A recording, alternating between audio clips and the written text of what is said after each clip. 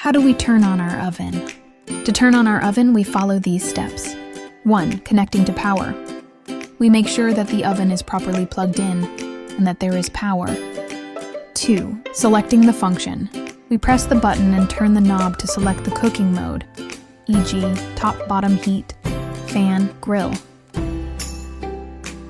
3. Setting the temperature. We press the button and set the desired temperature, depending on the food we are cooking.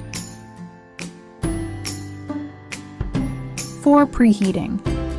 We let the oven preheat for a few minutes if necessary. 5. Placing the food. We place the food on the appropriate rack and close the door. 8. Turning off. Once the cooking is complete, we turn off the oven and let it cool down before cleaning it. Enjoy your meal.